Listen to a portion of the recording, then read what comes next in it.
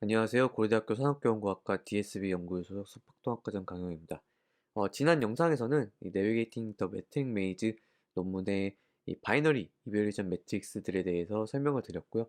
이번 영상에서는 이제 논바이너리 이별레이션 매트릭스 마저 설명을 드리고 각 매트릭에 따른 케이스 스터디, 그 다음에 카테고라이제이션, 그 다음에 결론에 대해서 말씀드리고자 합니다. 먼저 논바이너리 이별레이션 매트릭스에 대해서 설명을 드리려고 하는데요. 논 바이너리 이밸루에이션 매트릭스는 이 스레시홀드가 있었던 싱글 스레시홀드라는 방법이 있고 스레시홀드가 필요 없는 올 스레시홀드 방법이 있습니다. 이 프레시언 K 같은 경우는 제가 이제 파트 1에서 그 전통적인 평가지표 설명드렸을 때 간단하게 설명을 드렸고, 이 바이너리 매트릭 윗 옵티멀 스레시홀드 같은 경우는 제가 이 세미나에서는 설명을 드리지 않을 텐데, 이 같은 경우는 이 스레시홀드를 일정 구간을 일일이 찾아가면서 베스트 스레시홀드를 찾는 방법입니다. 그래서 사실 스레시홀드를 찾는 것 외에는 이 평가 방법은 바이너리 이밸루에이션 매트릭이랑 동일하기 때문에 생략을 하도록 하겠습니다. 이번 영상에서는 이 AUC, VUS 이 네 가지에 대해서 설명을 드리려고 합니다. 먼저 AURC에 대해서 설명드리도록 하겠습니다. AURC는 스레시홀드를 바꿔감에 따라서 이 트루 파스트 레이트, 퍼스트 파스트 레이트를 구해서 X축에는 퍼스트 파스트 레이트, Y축에는 트루 파스트 레이트를 표기를 한 다음에 그렇게 만들어질 수 있는 곡선의 아래 영역의 면적을 최종 성능으로 리포팅합니다. AURC 같은 경우는 하나의 스레시홀드를 찾아서 성능을 내는 것이 아니기 때문에 스레시홀드 선택에 민감하지 않고, 그래서 이제 여러 모델이나 상황에서의 성능을 공정하게 비교할 수 있다는 장점이 있는데요. 대신 단점이 몇 가지가 있는데, 먼저 이제 모든 스레시홀드를 사용한다라는 게 단점 중에 하나입니다. 이 특정 사례, 예를 들어서 현업에서는 사용할 수 없는 스레시홀드가 있을 텐데, 그 스레시홀드에서 만약에 높은 점수가 나왔다 하면 사용할 수가 없겠죠. 그래서 이럴 때에는 모든 스레시홀드가 아니라 일정 부분만을 사용해서 구하는 방법도 있고요. 근데 이제 그걸 떠나서 이 AURC 계산하는 과정에서 이 네거티브, 이 노말에 해당하는 부분이 들어가기 때문에 이 파트 1에서 설명드렸다시피 임밸런스 문제 때문에 좀 더 좋게 평가될 수 있는 그런 한계점이 있습니다. 두 번째는 AUPRC입니다. AUPRC는 앞서 말씀드렸던 AURC의 단점을 해결할 수가 있겠죠. X축 같은 경우는 프레시전, Y축에는 리코어를 나타내고 있고요. 그래서 이런 불균형한 클래스 분포를 가진 문제에서 더 타당한 성능 지표로 간주되고 있습니다. 다음은 RAUC, ROC, RAUC PR, VS ROC, VS PR입니다.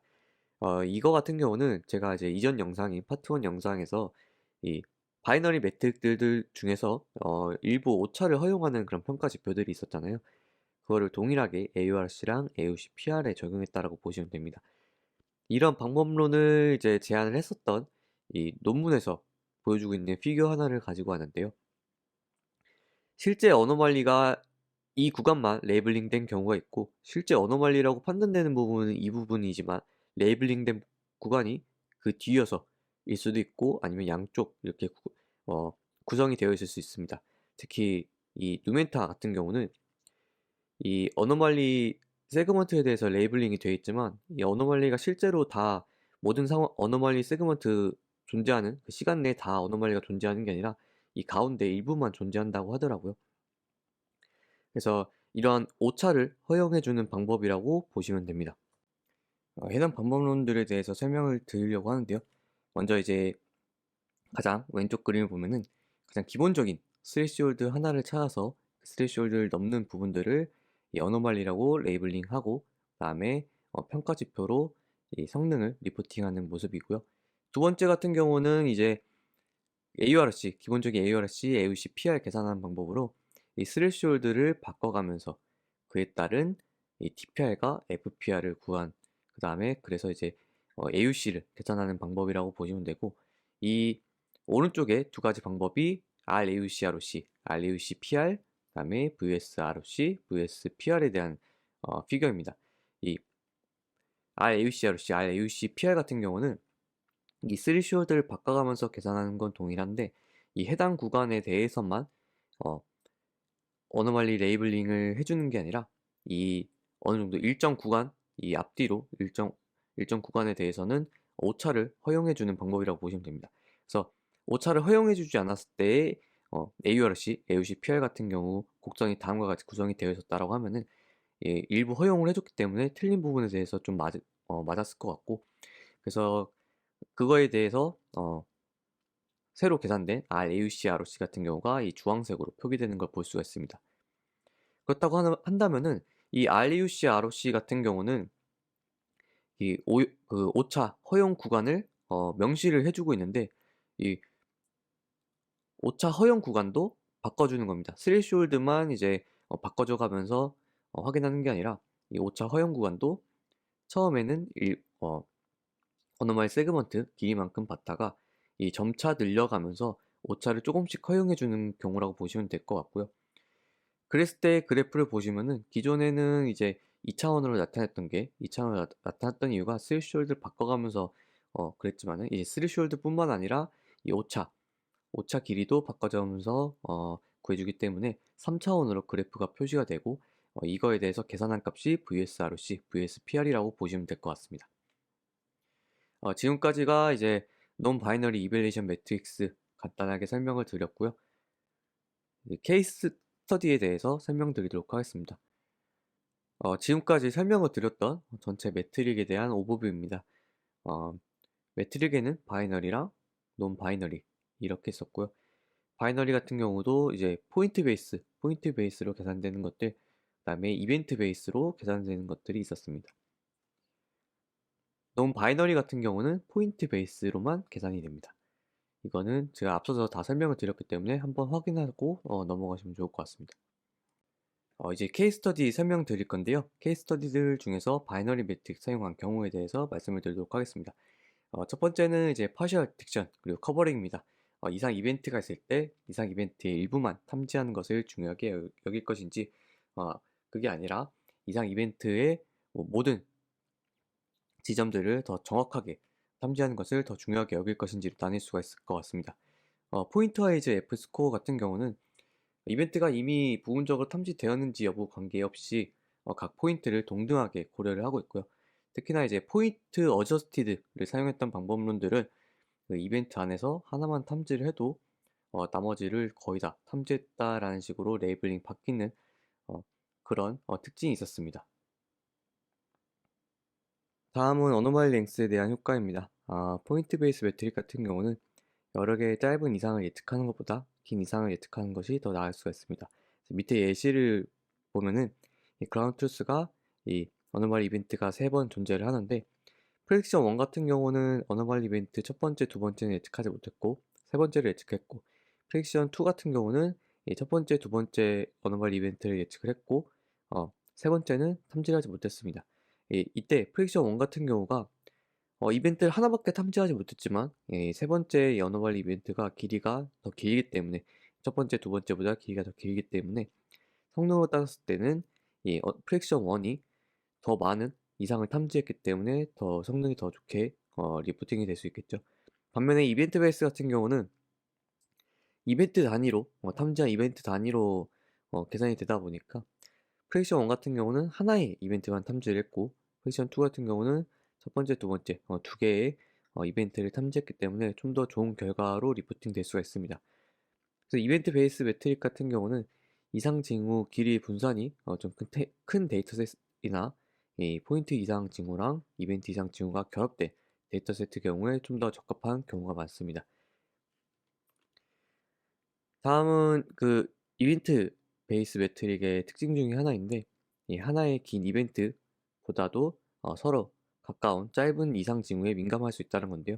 결국에는 동일하게 프레딕션 1, 프레딕션 2가 5시점씩 예측을 했다 할지라도 이 프레딕션 2 같은 경우는 결국에는 하나의 이벤트만 탐지하게 되고, 프레딕션 1 같은 경우는 이 3개의 이벤트를 탐지할 수 있다 보니까 이렇게 짧고 가까운 이상 이벤트가 있는 그런 경우에 좀 더 민감하다라고 할 수가 있을 것 같습니다.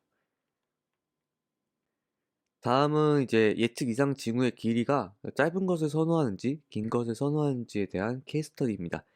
이 누멘타 NAB랑 이 포인트 어저스트먼트 F 스코어, PA를 사용하는 평가 지표들 같은 경우에는 이상 세그먼트 내에서 이 트루 포지티브가 한번 발생하게 되면은 나머지들에서도 트루 포지티브로 변환해주는 그런 특징이 있다 보니까 사실 하나를 예측을 하든 두 개를 예측하든 어, 상관이 없이 모두 좋은 결과를 확인할 수 있겠죠. 그렇기 때문에 이 스레시홀드가 낮아지면 낮아질수록 이 이상을 탐지하는 개수도 늘겠지만은 펄스 알람이 늘어날 확률도 높습니다. 그래서 오히려 이렇게 길게 예측하는 경우보다 짧게 예측하는 이상 징후를 좀 더 선호하는 평가 지표들이라고 볼 수 있을 것 같습니다. 다음은 이제 예측된 이상 이벤트의 각 위치에 따른 점수들을 계산을 하고 그래프로 한번 표시를 해보려고 하는데요. 그래서 그라운드 트루스의 이제 레이블이 다음과 같이 존재를 하고 이 예측한 이상 징후의 구간들이 다음과 같이 이렇게 위치를 바꾼다고 했을 때 처음에 이 구간에 있었을 때는 당연히 이 구간은 정상 구간이기 때문에 해당 구간에 대해서는 어, 펄스 알람을 칠 수 있겠죠. 근데 이 구간에 들어가는 순간 지금 이 상황에서는 이 트루 포지티브가 두 개 발생한 거라고 확인할 수가 있습니다. 그때에 따른 매트릭 스코어를 이 그래프로 그린 거고요. 각 평가 매트릭마다 스코어 그래프를 나타내는 것입니다. 그래서 어떤 평가 매트릭을 쓰냐에 따라서 이 스코어 그래프가 굉장히 다양하게 나타나는 것을 확인할 수가 있고 이 예측치에 대한 민감도가 굉장히 다양하다는 것도 확인할 수가 있습니다. 근데 보시다시피 PA 같은 경우 그리고 DTPA 같은 경우 그리고 ETA 그 다음에 NAB 같은 경우 이런 식으로 이 위치에 따라 급격하게 그 점수가 바뀌는 그래프도 존재하는데요. 사실상 이제 현실에서는 이런 이분법적인 개념이 아니라 사실 점수가 점진적으로 변화하는 것이 더 공정한 방법일 것이다 라고 논문에서는 언급을 하고 있습니다. 다음으로는 이제 조기 발견에 대한 케이스 스터디입니다.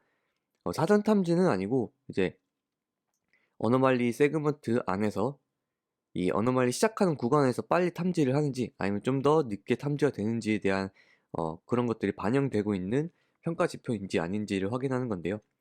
이 딜레이 스러시홀드 포인트 어저스트, 그다음에 레이턴시 앤 스파르시티, 그다음에 NAB, 레인지 베이스드 같은 경우는 이런 조기 발견들을 좀 중요하게 생각을 하고 있지만 이 평가 지표마다 어떻게 조기 발견을 보는지는 좀 다르다고 볼 수가 있을 것 같습니다. NAB 같은 경우는 이 조기 탐지에 대한 선호도가 약하다고 명시가 되어 있는데요. 앞서서 보여드렸던 그래프를 다시 갖고 왔는데 사실 조기 탐지 이 앞부분이나 이쪽 뒷부분이나 이 조기 탐지에 대한 이 선호도가 굉장히 약한 걸 확인할 수 있습니다. 대신에 이 레이턴시 앤 스파시티나 레인지 베이스 같은 경우는 선형적으로 점수가 감소한다는 것을 확인할 수 있었고 딜레이 스레시홀드 포인트 어저스트 같은 경우는 매우 급격하게 변화가 발생한다는 걸 확인할 수 있었습니다. 다음은 밸류 프록시미티입니다. 밸류 프록시미티는 이 기준값 레이블이 정확하지 않은 경우에 이 실제 이상 징후랑 가까운 펄스 포지티브에 대해서는 먼 펄스 포지티브보다 더 많은 보상을 주거나 적은 페널티를 줘야 한다는 겁니다.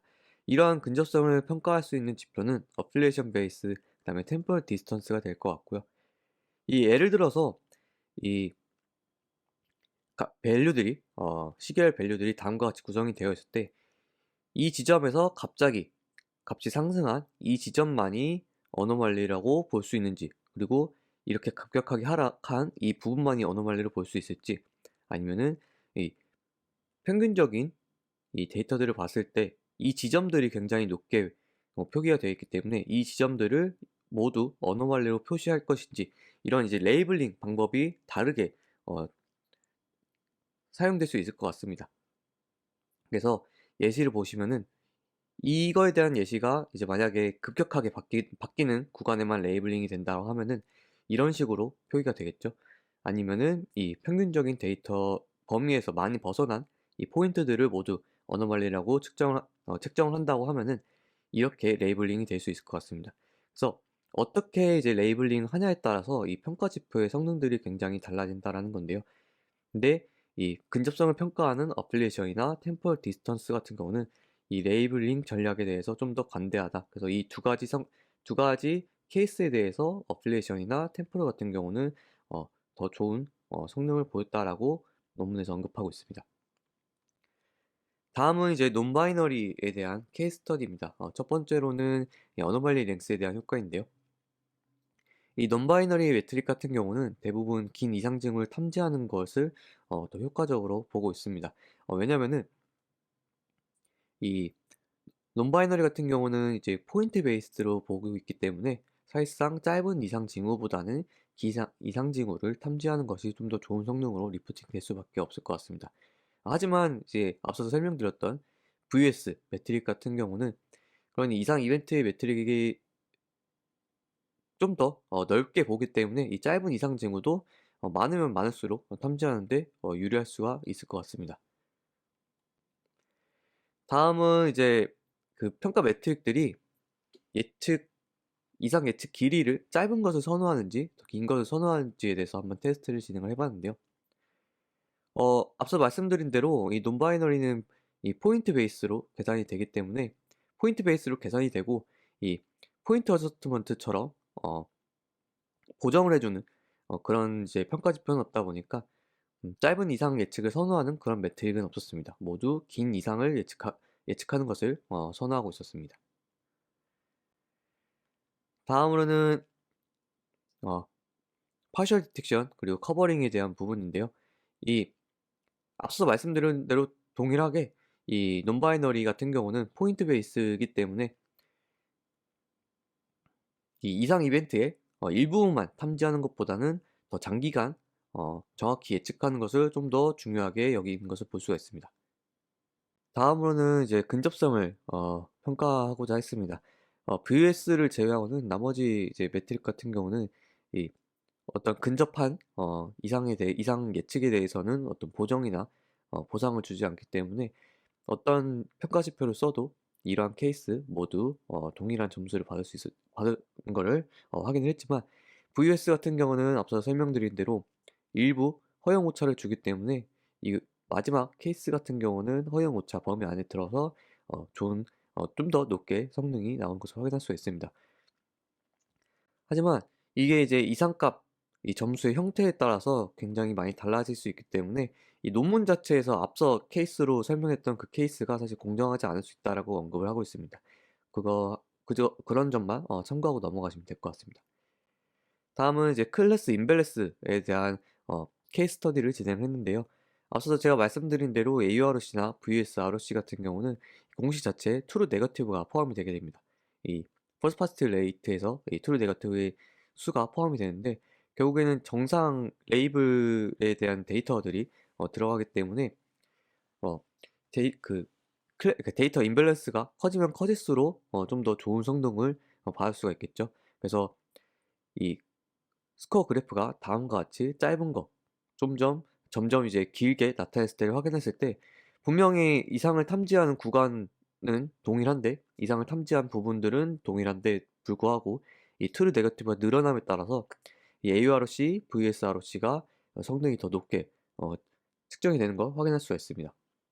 그리고 동일하게 이제 임밸런스에 대한 실험인데 이런 이제 트루 네거티브가 들어가는 그런 평가 지표들 같은 경우에는 오히려 이제 짧은 시계열을 가질 때는 짧은 예측을 좀 더 선호하는 결과를 보였지만은 긴 시계열에서는 덜 정확하지만 더 길게 예측한 이런 이런 사례에 대해서 좀 더 좋게 성능이 계산이 되는 것을 확인할 수 있었습니다. 그래서 ARC, VSRC는 사실 트루 네거티브가 들어가기 때문에 이상시 탐지에서는 적합하지 않은 평가 지표다라고 생각할 수 있을 것 같습니다. 다음은 이제 카테고라이제이션이고요. 결국에는 이제 앞서 설명했던 것들을 총 정리를 했다라고 보시면 됩니다. 그래서 총 10가지에 대해서 정리를 했는데 첫 번째, 얼리 디텍션.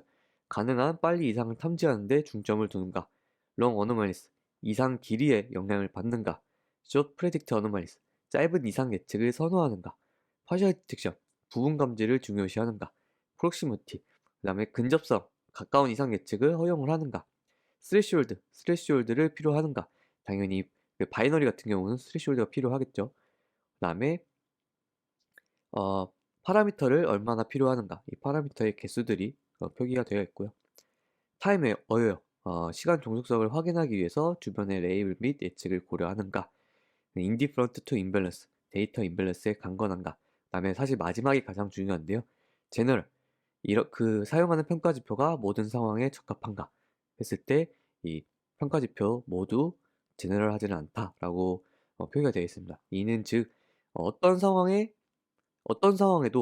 사용할 수 있는 평가지표는 없고 어떤 상황인지 그리고 어떻게 어떤 것을 평가하고자 하는지에 따라서 이 평가지표를 다르게 어, 설정을 해서 사용해야 될 것 같다라고 말씀을 드릴 수 있을 것 같습니다. 마지막으로 이제 컨클루전입니다. 결론을 내리자면은 해당 논문은 이 20개 이 타임 시리즈 어노말리 딕션 평가 지표들을 정리를 하고 여러 사례 연구를 통해서 테스트를 한 다음에 앞서서 보여드렸던 속성에 따라 분류를 진행을 했습니다. 결론을 말씀을 드리자면은 모든 사례에 적합한 평가 지표는 없었고요. 각 사례에 따라서 어떤 평가 지표를 사용할 것인지는 신중하게 선택해야 될 것 같습니다. 그리고 일부 지표 같은 경우는 반드시 좋은 전략이 아닌 특정 예측 전략에 높은 점수를 부여하는 경우가 있었으니 그런 것을 유의해서 사용하면 좋을 것 같고요. 그다음에 일부 매트릭 같은 경우는 이상 이벤트를 예측하거나 이제 너무 일찍 또는 늦게 이상 징후를 예측하는 등이 가치가 있음에도 이런 것들에 대해서 나쁜 점수를 줄 수가 있습니다. 결국에는 비효율적인 방법을 선택하고 예상 평등을 과소평가할 수 있다라는 특징이 있고요. 그다음에 레이블을 예측과 비교하는 방식 때문에 일부 매트릭은 특정 종류의 레이블 전략에 적합하지 않을 수 있다라는 것을 특징으로 갖고 설명을 하고 있습니다.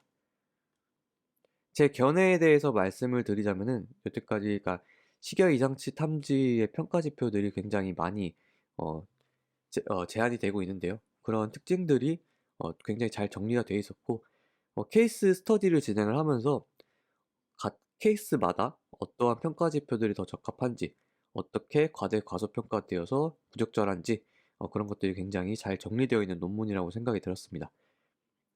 그래서 이제 시각 이상치 탐지 이 프로젝트를 진행을 할 때는 레이블 전략이 어떻게 되어 있는지 그리고 적용하고자 하는 데이터셋의 뭐 데이터라든가 레이블 그러니까 이상이 어떻게 구성이 되어 있는지에 따라서 어, 적합한 평가 지표를 찾아서 사용할 필요성이 있다라고 느꼈고요. 그러나 아쉽게도 이제 연구하는 사람 입장에서는 이 벤치마크 데이터셋에서는 어떤 게 더 적합하다라고 명확하게 내리긴 좀 어려울 것 같습니다. 그래서 현재 사실 이 벤치마크 데이터셋으로 연구하는 입장에서 가장 문제가 됐던 것들이 이 포인트 어저스트먼트를 사용을 하면서 이 성능들이 모두 과대평가가 되었고 그거를 이제 어, 다른 논문들을 이제 이길 수 있는 그 다른 논문들보다 좋은 성능을 내기가 사실 쉽지 않고 있는 상황인데요. 그거에 대해서 좀 더 정확하고 맞는 벤치마크 데이터셋에 맞는 평가 지표가 뭐다 이렇게 결정을 내릴 수 있으면 좋았을 것 같은데 사실상 이 벤치마크 데이터셋에는 아직도 어떤 게 더 적합한 평가 지표인지는 결정을 내릴 수 없다라는 게 조금 아쉬웠던 것 같습니다. 제가 준비한 이제 논문 리뷰는 여기까지입니다. 지금까지 들어주셔서 감사합니다.